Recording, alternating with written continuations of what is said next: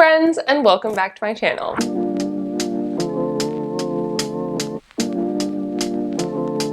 My name is Emma, and today we're going to be talking about this. This is a variegated Monstera. Hello friends, really quick, editing Emma here. Super sorry about the audio in this video. It is a bit funky because I was trying a new thing with my microphone and it didn't work out, and so I won't be trying it again. But super sorry, there's going to be a few crackles. I've tried to minimize it as much as possible in post-production, but you know, you can only do what you can do. So I'm sorry about it. Don't hate me. Bless you, Cleo. Cool, enjoy the video. Variegated Monsteras are very sought after plants. And like, you can see why. They're absolutely gorgeous. They have like a lot of the ease of a normal Monstera, but with these gorgeous splotches of white that just add a little bit extra oomph to the plant, which I really like. People also like them because they're very photogenic. They look really good on Instagram. Whenever I've given them away, people go mental for them. Absolutely mental. They do come with a price tag though. Unfortunately, they do cost quite a lot more, though the market is getting more saturated, so the price has gone down since I started buying them even. Buying a variegated Monstera was kind of how I got into like rare, expensive plants. It was the first plant that I bought that I spent like over 50 pounds for on a cutting. I think it was this one actually. Yeah, I got a cutting of this and it was over 50 pounds, which is pretty intense. I've seen full plants go for hundreds and hundreds of pounds, but yeah, this is kind of like a gateway plant for me. I then started getting more and more like rare, expensive plants. It's fun. It's a gateway plant drug. Really quick before I get into variegated Monstera care, I just want to say if you like this video, please give it a thumbs up down below and leave a comment on other houseplants you'd like me to talk about in the future, and subscribe for more. Also, I've got a Patreon if you want to pay for some bonus content from me, which is fun. I like it and you would like it too, so yeah, shameless plug. Right, let's get into it.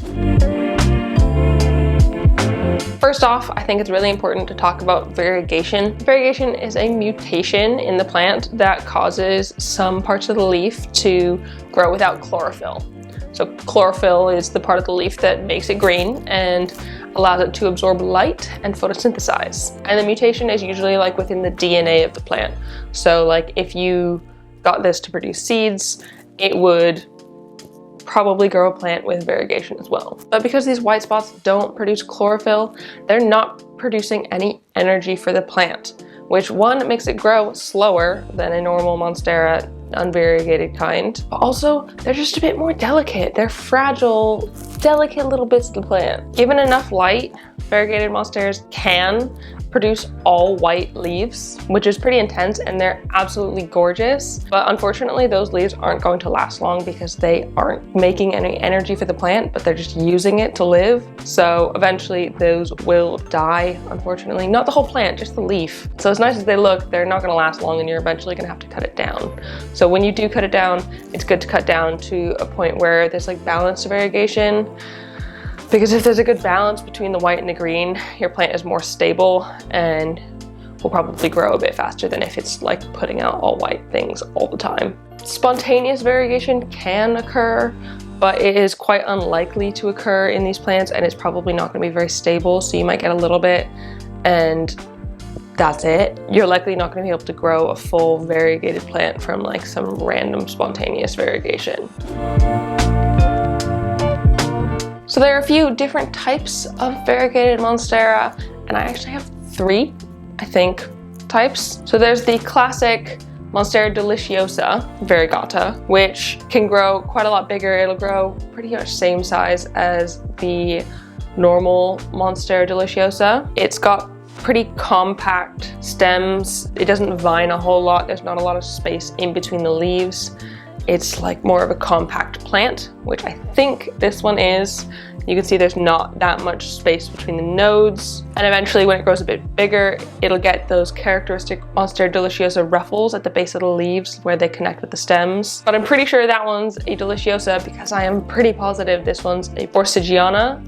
Monstera Albo Borsigiana. It grows so differently. This one is a lot more vine-like, less compact. It's got cakey paste on it and now it's on my finger. A lot less compact. You can see I've got like a long vine growing up here, whereas the other one was quite short internodal space. This one's got quite a lot more internodal space, so the space between the leaves. In the end, it won't get those characteristic Monstera ruffles at the base of the leaf. Also, in general, they're gonna have smaller leaves. They're not gonna grow quite as big as a deliciosa would. So both of those variegated Monsteras have white variegation, but there's Monsteras with different colored variegation as well. So here we come with the Thai Constellation Monstera, which is a variegated Monstera with kind of a more speckled pattern of variegation, and it's in a cream yellowy color instead of the white like the Albos. And then there's also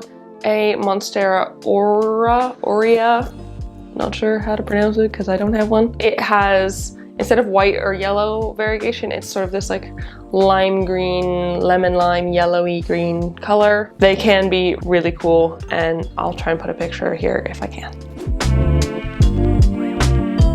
So you want to water your variegated Monstera when the soil is dry about 75% of the way down. Mostly dry is what I tend to go for because I don't want to overwater. They are still susceptible to overwatering, unfortunately, especially if the roots are sitting in water for a long time or the soil stays too wet. We want to avoid that because we don't want root rot because that'll cause the plant to die. I'm pretty sure I'm watering this one about every 10 days at the moment. It is, I mean, technically mid-spring, but it's been quite dark up until late. So I think I'm gonna have to ramp up the watering a bit, maybe at least once a week, ramp it down again in the autumn, and maybe water every 2 weeks or even less. But I don't really like to go on a time-based schedule. I like to go on a moisture-based schedule because it varies throughout the year, so it's just easier to go on soil moisture. Get a water meter. They're like 10 quid. When you do water, you want to water thoroughly. You don't just want to give it little drips and drabs. You want to like really soak the soil, make sure the soil is nice and wet. So light is really, really, really important when it comes to variegated Monsteras. The white parts of the leaves cannot absorb light.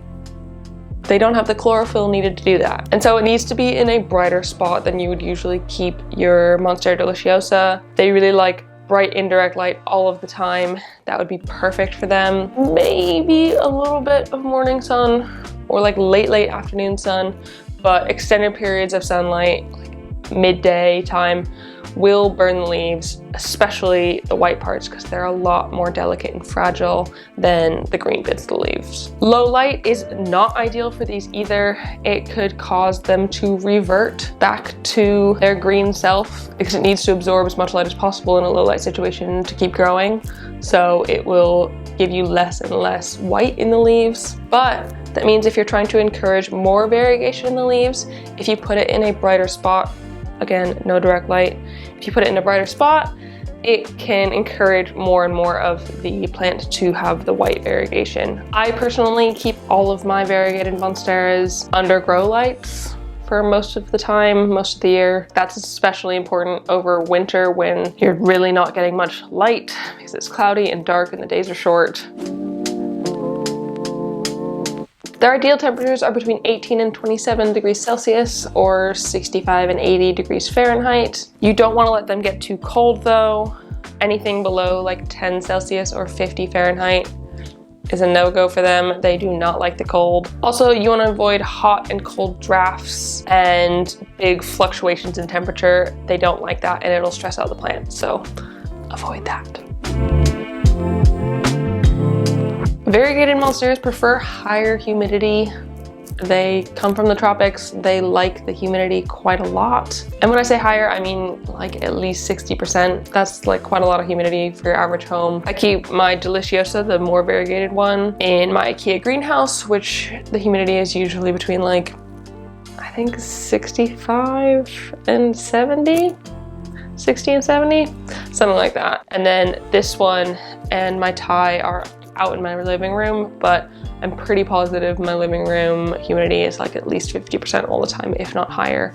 And I have a humidifier on most of the time, trying to keep it around 60.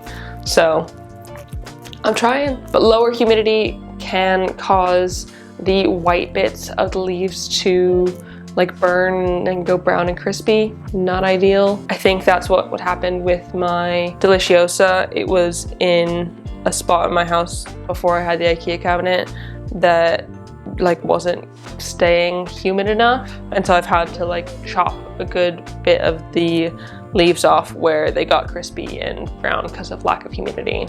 So you can do it, it's just not gonna look as perfect, unfortunately. Fertilizing variegated monsteras is pretty standard. I fertilize once a month in spring and summer, and then not at all in autumn and winter. I do like to dilute my fertilizer to half strength when watering these ones, because sometimes fertilizers can be a bit harsh on the plant and cause burning, especially of the delicate white parts of the leaves. Common theme, delicate white parts of the leaves. So yeah, half strength is probably for the best.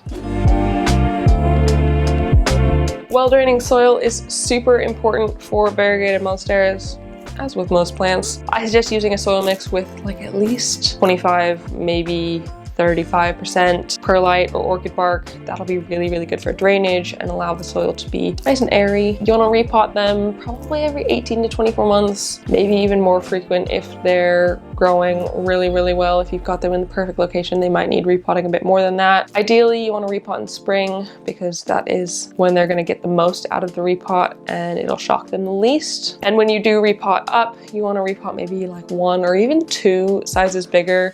They can handle a little bit bigger of a new pot because their root growth is pretty good, it's pretty fast. So maybe 5 to 10 centimeters bigger or 2 to 4 inches. Ooh. Maybe it's time for a repot of this one. When you're repotting, it is super important to repot with a pot with drainage holes. As you can see, it's got loads of drainage holes. It's also got loads of roots coming out the bottom.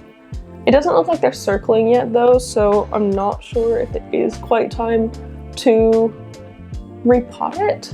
I've just repotted this one. Like, their roots grow so fast, but I have a pot with drainage inside a cache pot, so it still looks nice. Also, repotting is a perfect time to give the plant support, like a moss pole. As you can see, this one's on a moss pole. That will help give it something to climb, give it something to stabilize it. Otherwise, they will flop a bit to the side, especially the Borsigianas, because they're more viney. They need something to sort of cling on to. Though I've noticed that this one's aerial roots don't really tend to go into the pole that much. I've kind of just tied it to the pole as a support. Their roots just do whatever the heck they want and go crazy like this.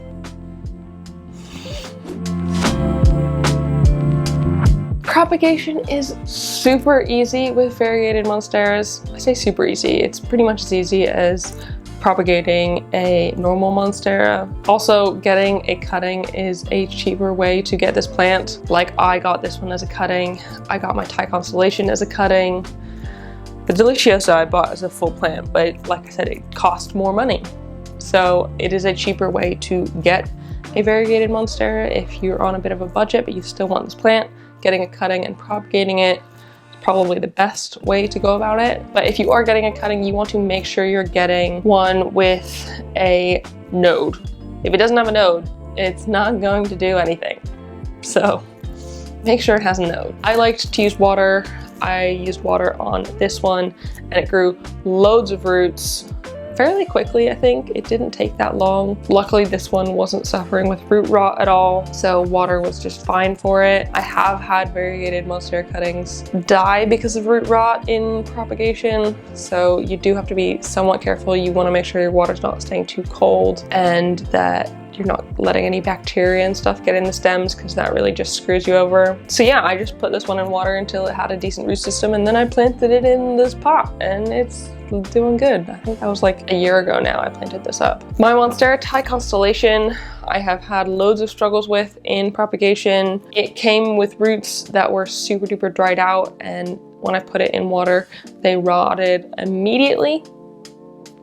So I struggled with root rot on that one, and I ended up propagating it in perlite, which I absolutely freaking loved. So I would totally suggest rooting these in perlite. I have a story highlight over on my Instagram of the whole rescue process for that one. So if you want to see that, head over there. I can also make a full video. If you want to hear about how I rescued the Thai constellation, I can give you a full story on that, like a YouTube video.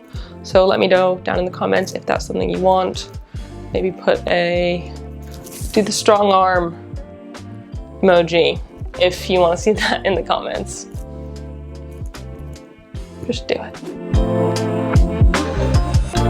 One of the biggest downsides to variegated monsteras is that they are toxic to cats and dogs and humans. Don't let anyone eat this plant. I mean, I wouldn't want to, it's too pretty for it to get eaten up. If ingested, it can cause stomach pain and irritation and stuff like that. So we don't want to eat it. Don't let anyone eat it. Keep it out of reach of pets and children. So yeah, that's it. That's everything you need to know about the variegated monstera. I hope you enjoyed this video. If you did, please leave a thumbs up down below and leave a comment on other houseplants you'd like me to talk about in the future, and subscribe for more. Thank you so much for watching, and I will see you next time. Bye!